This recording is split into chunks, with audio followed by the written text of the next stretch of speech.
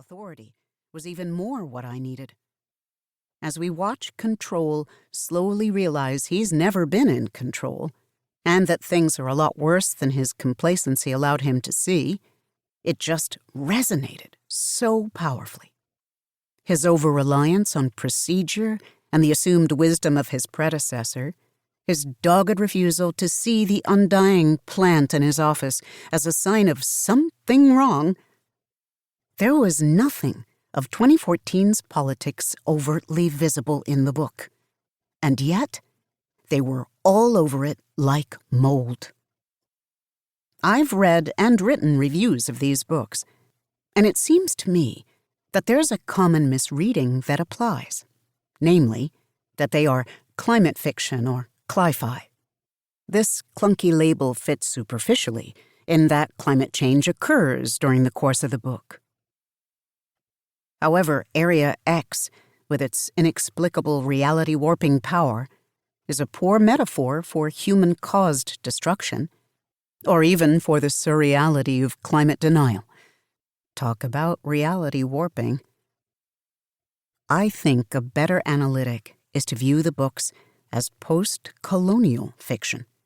Per Caribbean-Canadian writer Nalo Hopkinson, post-colonial stories take the adventurous repertoire of science fiction, such as traveling to a distant realm and taming the exotic flora, fauna, and people who live there, and, from the experience of the colonizee, critique it, pervert it, fuck with it. The characters of the Southern Reach books are only obliquely marginalized. Their races, ethnicities, class distinctions, and other markers of identity are deliberately downplayed, down to the lack of personal names. But they are all women, which is atypical of pretty much any U.S. government agency. Two of them, the Asian biologist and the half-indigenous psychologist, are racialized. Biology and psychology and anthropology are often dismissed as soft sciences, in large part because too many women thrive in them, or because they've done too good a job of reconsidering racial/cultural/ethnic equity and updating practices and personnel to suit. As the 12th expedition proceeds into Area X, on the surface, it seems they are reenacting 1,000 science fiction novels, going forth as intrepid strangers into a strange land. But for any reader who is familiar with those classic narratives, Annihilation's version feels like a setup. Our marginalized protagonists, lacking the privileges and power of stalwart, square-jawed white men, seem doomed from pretty much the moment they enter Area X. So they are the colonizees in this situation, and Area X is definitely fucking with them. But as the story proceeds, it becomes clear that they are themselves fucking with that classic adventure dynamic.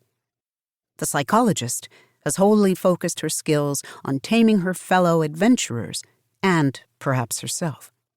The biologist is trying to solve a mystery of identity, something unquantifiable and scientifically immeasurable, more felt than known, and deeply personal.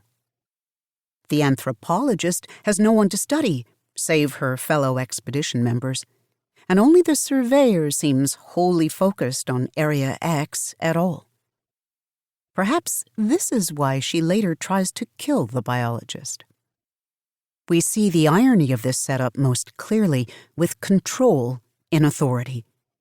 He is the stalwart, square-jawed man that traditional science fiction has primed us to expect, even hope for, because he'll have the power to solve the situation, right? But Control becomes the proof that no colonizee can ever tame Area X. At best, they might manage to tame themselves. By the end of Book 1, the 12th expedition becomes the first successful one by a colonizer's rubric, in that they managed to share new understandings of Area X with those outside it, and in that at least one member